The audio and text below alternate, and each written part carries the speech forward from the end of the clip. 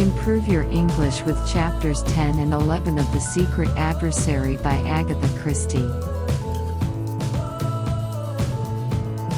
If you like these exercises, subscribe now to get more.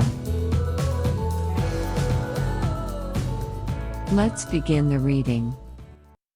Empecemos la lectura. Chapter 10. Enter Sir James Peel Edgerton. Tuppence betrayed no awkwardness in her new duties. The daughters of the Archdeacon were well grounded in household tasks. They were also experts in training a raw girl, the inevitable result being that the raw girl, once trained, departed elsewhere where her newly acquired knowledge commanded a more substantial remuneration than the Archdeacon's meager purse allowed. Tuppence had therefore very little fear of proving inefficient. Mrs. Vondermeyer's cook puzzled her. She evidently went in deadly terror of her mistress. The girl thought it probable that the other woman had some hold over her. For the rest, she cooked like a chef, as Tuppence had an opportunity of judging that evening. Mrs. Vondermeyer was expecting a guest to dinner, and Tuppence accordingly laid the beautifully polished table for two.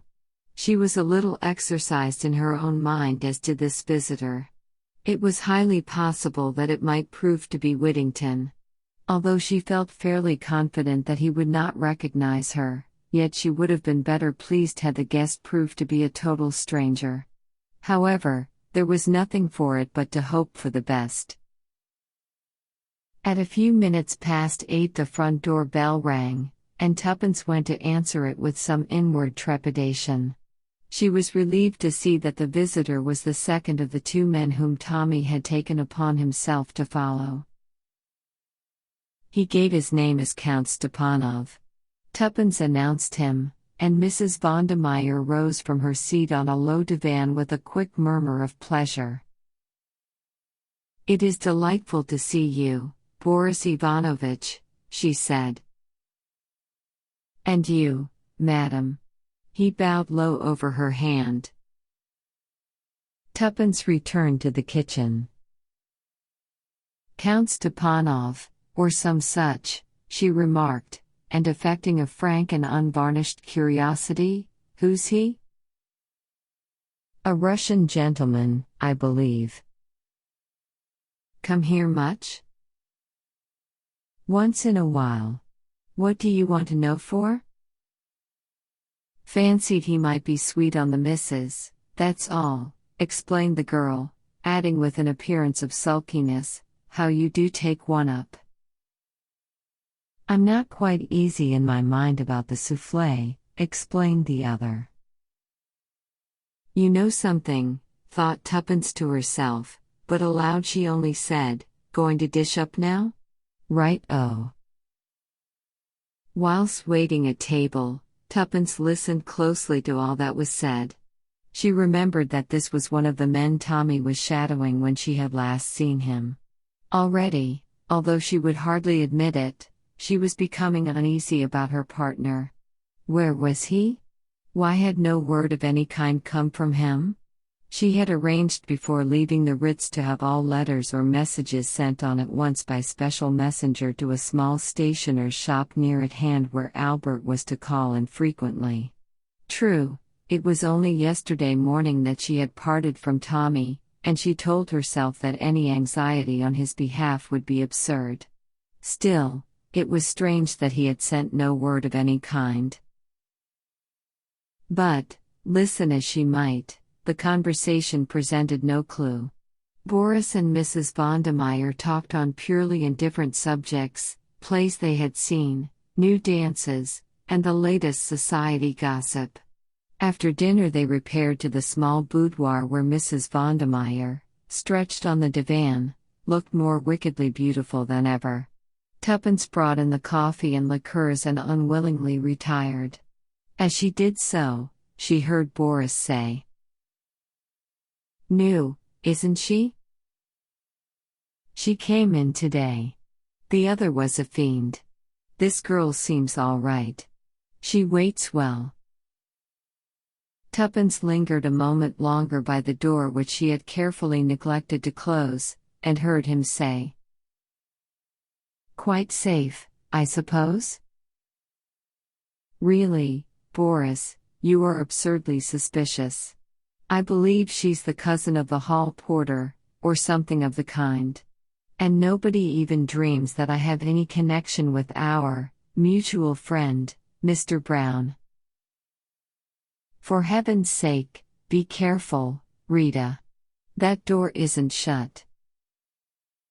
"Well, shut it then," laughed the woman. Tuppence removed herself speedily. She dared not absent herself longer from the back premises, but she cleared away and washed up with the breathless speed acquired in hospital. Then she slipped quietly back to the boudoir door. The cook, more leisurely, was still busy in the kitchen and, if she missed the other, would only suppose her to be turning down the beds. Alas!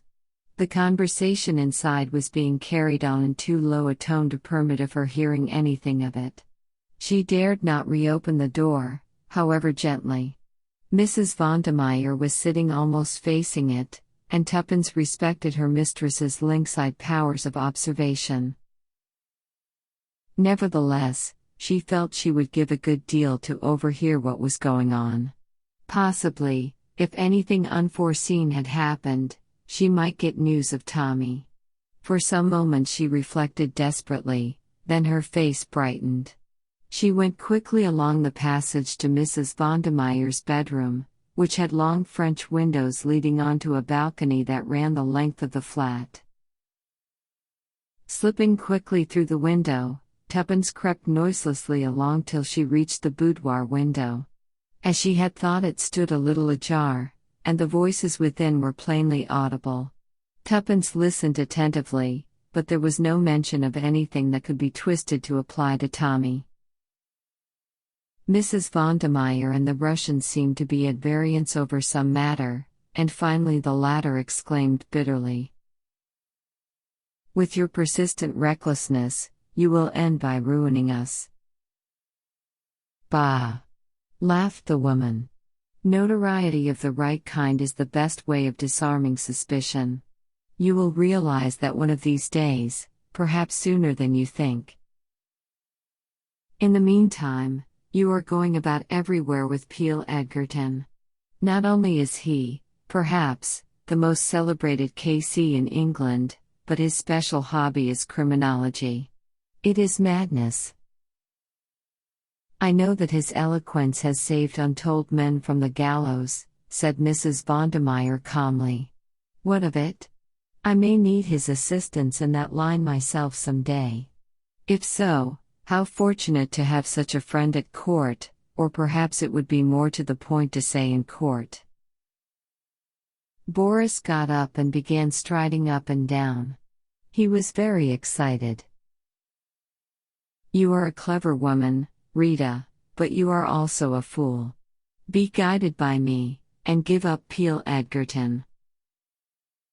Mrs. Vondemeyer shook her head gently. "I think not."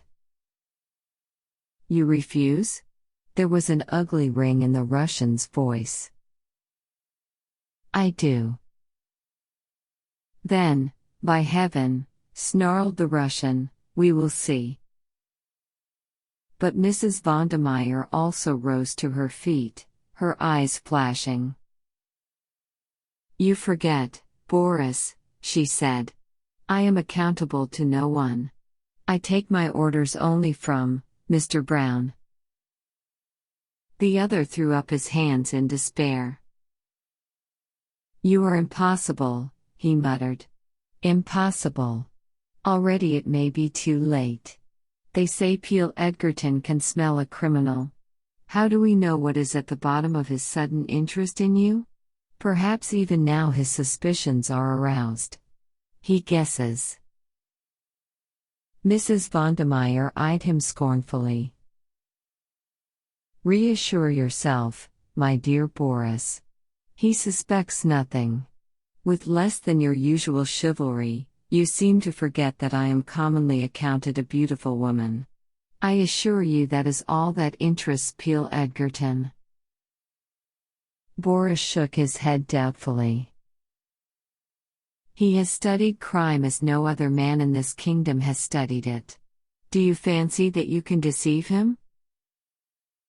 Mrs. Vondermeyer's eyes narrowed. If he is all that you say, it would amuse me to try. Good heavens, Rita. Besides, added Mrs. Vondermeyer, he is extremely rich. I am not one who despises money. The sinews of war, you know, Boris. Money, money. That is always the danger with you, Rita. I believe you would sell your soul for money. I believe, he paused, then in a low, sinister voice he said slowly, sometimes I believe that you would sell, us. Mrs. Vondermeyer smiled and shrugged her shoulders.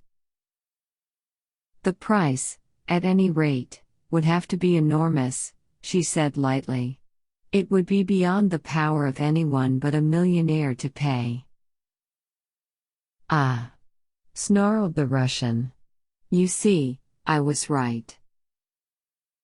My dear Boris, can you not take a joke? Was it a joke? Of course. Then all I can say is that your ideas of humor are peculiar, my dear Rita.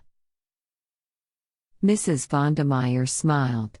Let us not quarrel, Boris. Touch the bell. We will have some drinks.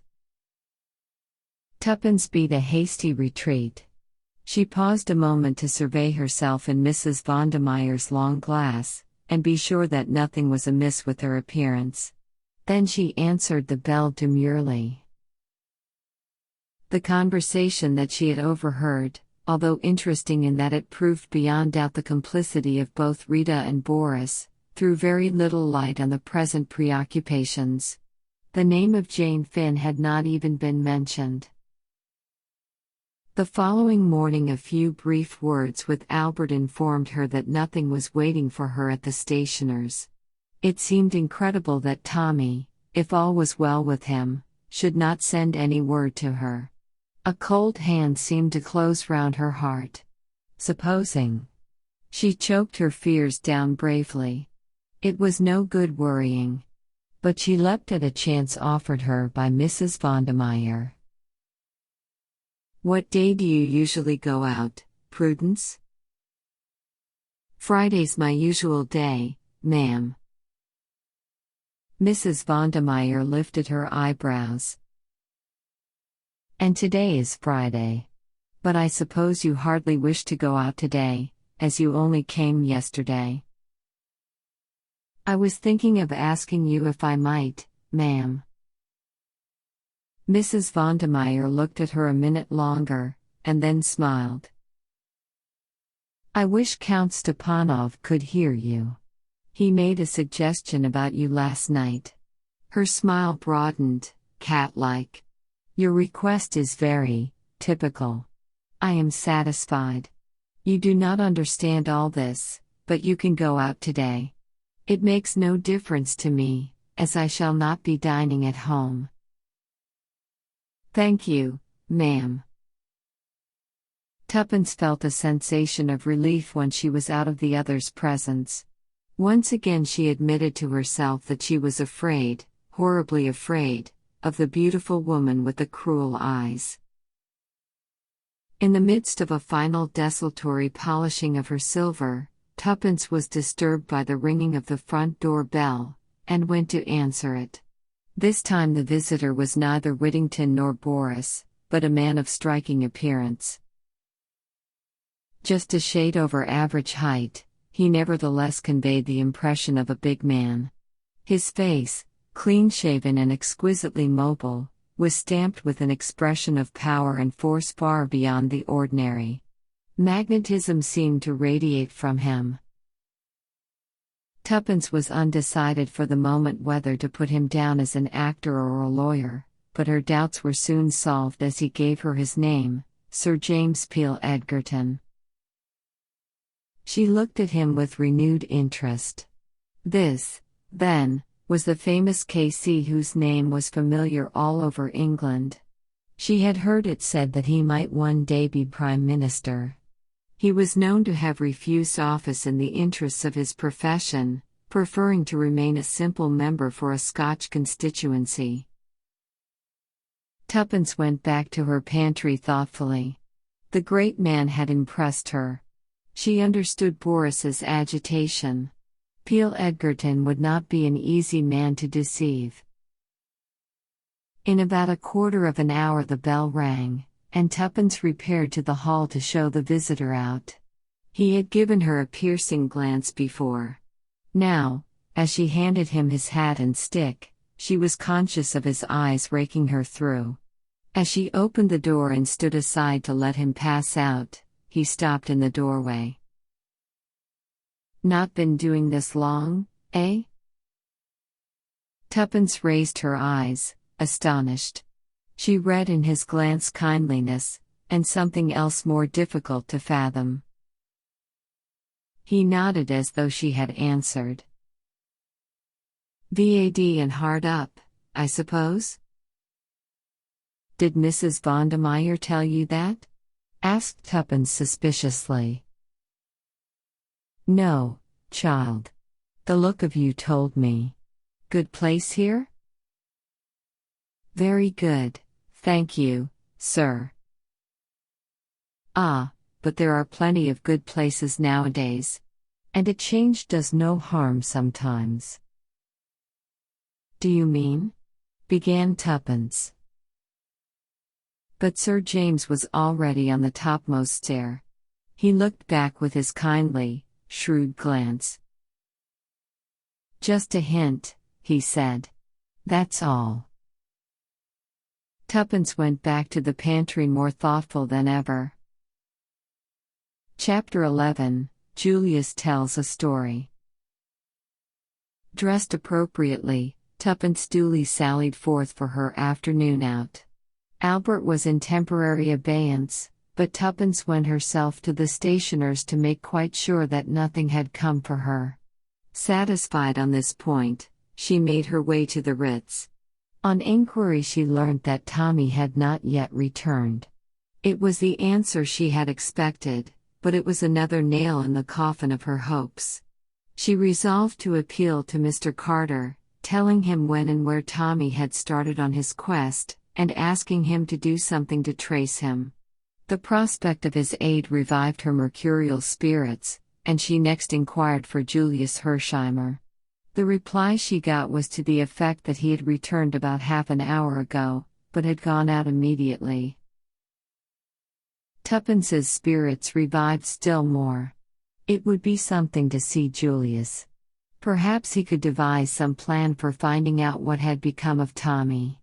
She wrote her note to Mr. Carter in Julius's sitting room, and was just addressing the envelope when the door burst open. "What the hell?" began Julius, but checked himself abruptly. "I beg your pardon, Miss Tuppence. Those fools down at the office would have it that Beresford wasn't here any longer, hadn't been here since Wednesday. Is that so?" Tuppence nodded. "You don't know where he is?" she asked faintly. How should I know? I haven't had one darned word from him, though I wired him yesterday morning." "I expect your wire's at the office unopened." "But where is he?" "I don't know. I hoped you might." "I tell you I haven't had one darned word from him since we parted at the depot on Wednesday." "What depot?" "Waterloo. Your London and South Western Road." "Waterloo?" frowned Tuppence. "Why, yes. Didn't he tell you?" "I haven't seen him either," replied Tuppence impatiently. "Go on about Waterloo. What were you doing there?" "He gave me a call. Over the phone. Told me to get a move on, and hustle. Said he was trailing 2 crooks. Oh. Said Tuppence, her eyes opening. I see. Go on. I hurried along right away. Beresford was there. He pointed out the crooks. The big one was mine, the guy you bluffed. Tommy shoved a ticket into my hand and told me to get aboard the cars. He was going to sleuth the other crook. Julius paused. I thought for sure you'd know all this. Julius, said Tuppence firmly, stop walking up and down. It makes me giddy. Sit down in that armchair, and tell me the whole story with as few fancy turns of speech as possible. Mr. Hersheimer obeyed. Sure, he said. Where shall I begin? Where you left off. At Waterloo. Well, began Julius, I got into one of your dear old-fashioned first-class British compartments. The train was just off. First thing I knew, a guard came along and informed me mighty politely that I wasn't in a smoking carriage. I handed him out $50, and that settled that. I did a bit of prospecting along the corridor to the next coach. Whittington was there right enough.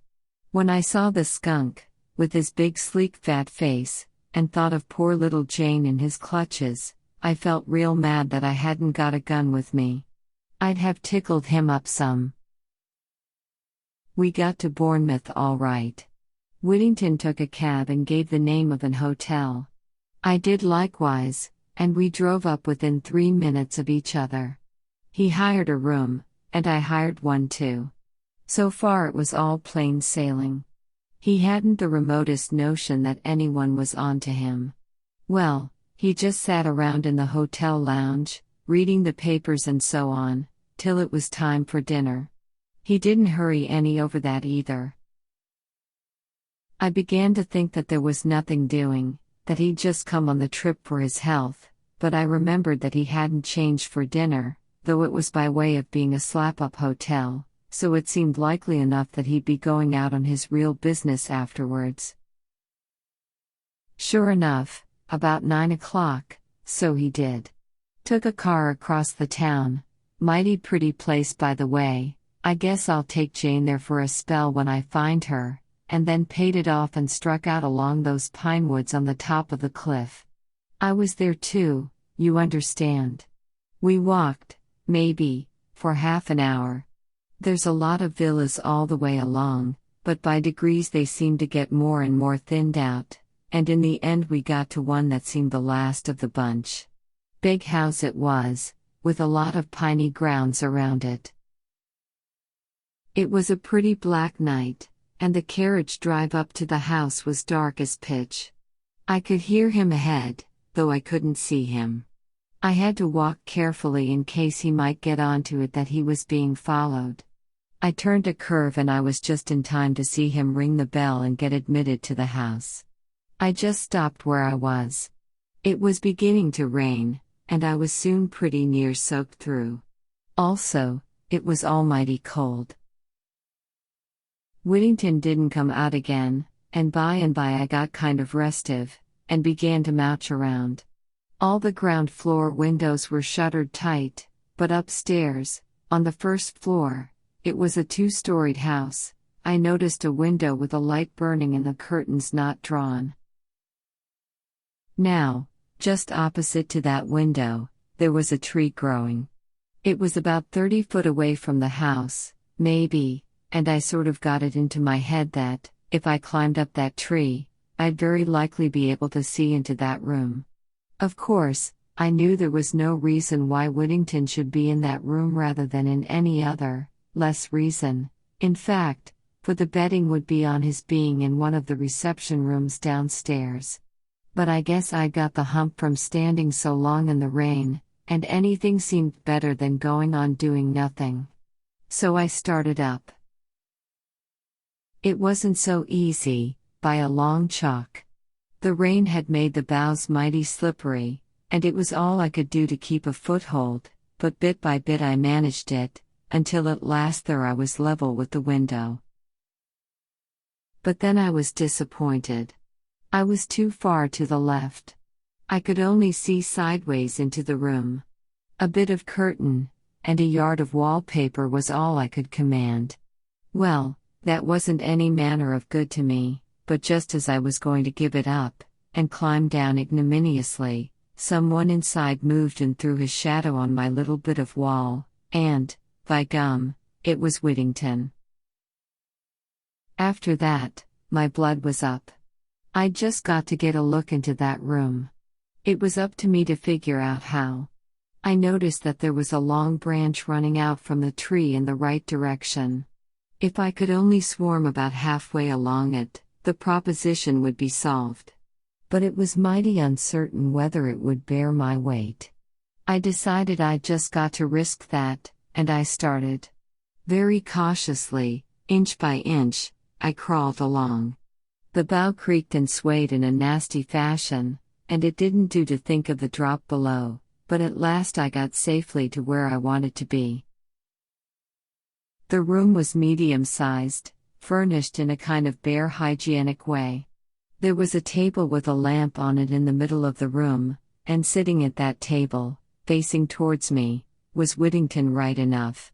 He was talking to a woman dressed as a hospital nurse. She was sitting with her back to me, so I couldn't see her face. Although the blinds were up, the window itself was shut, so I couldn't catch a word of what they said. Whittington seemed to be doing all the talking, and the nurse just listened. Now and then she nodded, and sometimes she'd shake her head, as though she were answering questions. He seemed very emphatic. Once or twice he beat with his fist on the table. The rain had stopped now, and the sky was clearing in that sudden way it does. Presently, he seemed to get to the end of what he was saying. He got up, and so did she. He looked towards the window and asked something. I guess it was whether it was raining. Anyway, she came right across and looked out. Just then the moon came out from behind the clouds. I was scared the woman would catch sight of me, for I was full in the moonlight. I tried to move back a bit. The jerk I gave was too much for that rotten old branch. With an almighty crash, down it came, and Julius P. Hersheimer with it. "Oh, Julius," breathed Tuppence, "how exciting. Go on." Well, luckily for me, I pitched down into a good soft bed of earth, but it put me out of action for the time, sure enough. The next thing I knew, I was lying in bed with a hospital nurse, not Whittington's one, on one side of me, and a little black-bearded man with gold glasses, and medical man written all over him, on the other. He rubbed his hands together, and raised his eyebrows as I stared at him. "Ah," he said. "So our young friend is coming round again. Capital. Capital." I did the usual stunt. Said, "What's happened? And where am I?" But I knew the answer to the last well enough. There's no moss growing on my brain. "I think that'll do for the present, sister," said the little man, and the nurse left the room in a sort of brisk, well-trained way. But I caught her handing me out a look of deep curiosity as she passed through the door.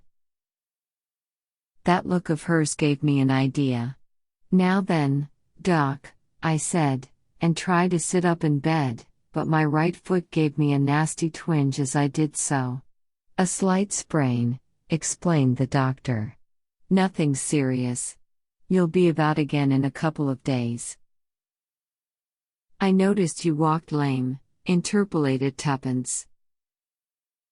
Julius nodded, and continued. "How did it happen?" I asked again. He replied dryly. "You fell, with a considerable portion of one of my trees, into one of my newly planted flower beds." I liked the man. He seemed to have a sense of humor. I felt sure that he, at least, was plumb straight. "Sure, Doc," I said. "I'm sorry about the tree, and I guess the new bulbs will be on me. But perhaps you'd like to know what I was doing in your garden?" "I think the facts do call for an explanation," he replied. "Well, to begin with, I wasn't after the spoons." He smiled. My first theory. But I soon altered my mind. "By the way, you are an American, are you not?" I told him my name. "And you?" "I am Dr. Hall, and this, as you doubtless know, is my private nursing home." I didn't know, but I wasn't going to put him wise. I was just thankful for the information. I liked the man, and I felt he was straight, but I wasn't going to give him the whole story. For one thing, he probably wouldn't have believed it. I made up my mind in a flash. "Why, doctor," I said, "I guess I feel an almighty fool, but I owe it to you to let you know that it wasn't the Bill Sykes business I was up to." Then I went on and mumbled out something about a girl. I trotted out the stern guardian business, and a nervous breakdown, and finally explained that I had fancied I recognized her among the patients at the home, hence my nocturnal adventures. I guess it was just the kind of story he was expecting. "Quite a romance," he said genially, when I'd finished. "Now, Doc," I went on, "will you be frank with me? Have you here now, or have you had here at any time, a young girl called Jane Finn?" He repeated the name thoughtfully. "Jane Finn?" he said. "No." I was chagrined, and I guess I showed it. "You are sure?" "Quite sure, Mr. Hersheimer. It is an uncommon name, and I should not have been likely to forget it." Well, that was flat. It laid me out for a space. I'd kind of hoped my search was at an end. "That's that," I said at last. "Now, there's another matter. When I was hugging that darn branch, I thought I recognized an old friend of mine talking to one of your nurses. I purposely didn't mention any name because, of course, Whittington might be calling himself something quite different down here, but the doctor answered at once. "Mr. Whittington, perhaps?" "That's the fellow," I replied. "What's he doing down here? Don't tell me his nerves are out of order?" Dr. Hall laughed. "No. He came down to see one of my nurses, Nurse Edith, who is a niece of his." "Why, fancy that!" I exclaimed. "Is he still here?" "No, he went back to town almost immediately." "What a pity!" I ejaculated. "But perhaps I could speak to his niece, Nurse Edith. Did you say her name was?" But the doctor shook his head. "I'm afraid that, too, is impossible. Nurse Edith left with a patient tonight also." "I seem to be real unlucky," I remarked. "Have you Mr. Whittington's address in town? I guess I'd like to look him up when I get back." "I don't know his address. I can write to Nurse Edith for it if you like." I thanked him. "Don't say who it is wants it. I'd like to give him a little surprise." That was about all I could do for the moment. Of course, if the girl was really Whittington's niece, she might be too cute to fall into the trap, but it was worth trying. Next thing I did was to write out a wire to Beresford saying where I was, and that I was laid up with a sprained foot, and telling him to come down if he wasn't busy. I had to be guarded in what I said. However, I didn't hear from him, and my foot soon got all right. It was only ricked, not really sprained, so today I said goodbye to the little doctor chap, asked him to send me word if he heard from Nurse Edith, and came right away back to town. "Say, Miss Tuppence, you're looking mighty pale." "It's Tommy," said Tuppence. "What can have happened to him?" "Buck up. I guess he's all right really.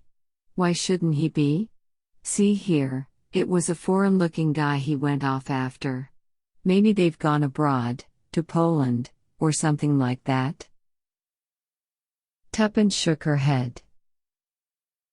He couldn't without passports and things. Besides, I've seen that man, Boris something, since. He dined with Mrs. Vondermeyer last night. Mrs. who? I forgot. Of course you don't know all that. I'm listening, said Julius, and gave vent to his favorite expression. Put me wise. Tuppence thereupon related the events of the last 2 days. Julius's astonishment and admiration were unbounded. Bully for you. Fancy you a menial. It just tickles me to death. Then he added seriously, but say now, I don't like it, Miss Tuppence, I sure don't. You're just as plucky as they make 'em, but I wish you'd keep right out of this. These crooks we're up against would as soon croak a girl as a man any day. Do you think I'm afraid? Said Tuppence indignantly, valiantly repressing memories of the steely glitter in Mrs. Vondermeyer's eyes. I said before you were darn plucky. But that doesn't alter facts. Oh, bother me, said Tuppence impatiently. Let's think about what can have happened to Tommy. I've written to Mr. Carter about it, she added, and told him the gist of her letter. Julius nodded gravely. I guess that's good as far as it goes. But it's for us to get busy and do something. What can we do? Asked Tuppence, her spirits rising. I guess we'd better get on the track of Boris. You say he's been to your place. Is he likely to come again? He might. I really don't know. I see. Well, I guess I'd better buy a car, a slap-up one, dress as a chauffeur and hang about outside. Then if Boris comes, you could make some kind of signal, and I'd trail him. How's that? Splendid, but he mightn't come for weeks. We'll have to chance that. I'm glad you like the plan. He rose. Where are you going? To buy the car, of course, replied Julius, surprised. What make do you like? I guess you'll do some riding in it before we've finished. Oh, said Tuppence faintly, I like Rolls Royces, but... Sure, agreed Julius. What you say goes. I'll get one. But you can't at once, cried Tuppence. People wait ages sometimes. Little Julius doesn't, affirmed Mr. Hersheimer.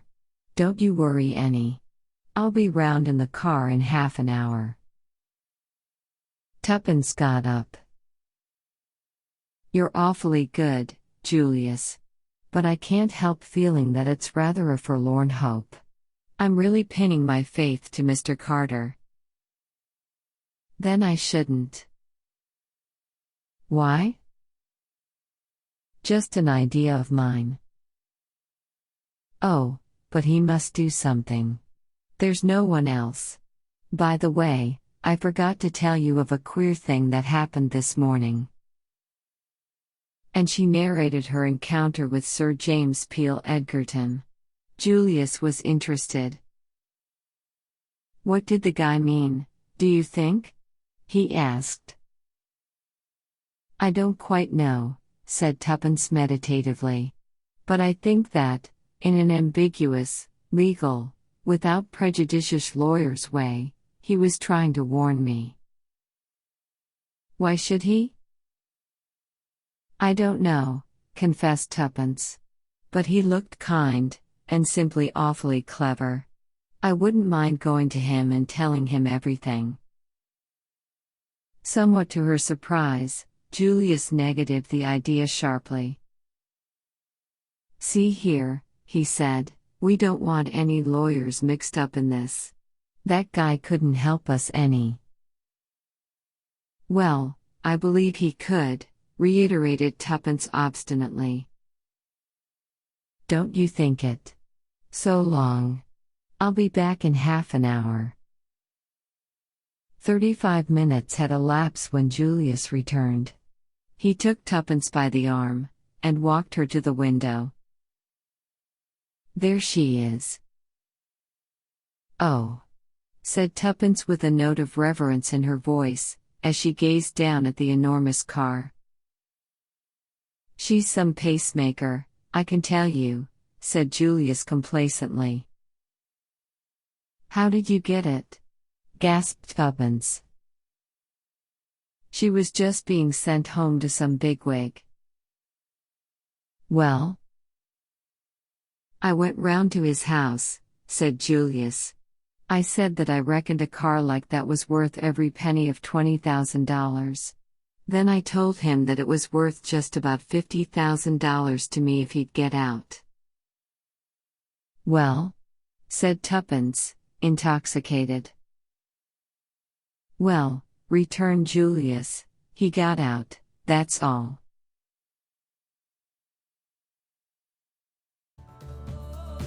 ¿Te han gustado los ejercicios? Dale a like y suscríbete para no perderte los siguientes videos. También dinos en los comentarios qué tipos de ejercicios quieres ver. Suscríbete a nuestro canal My English Goal si quieres encontrar lecciones con explicaciones y estrategias para aprender inglés.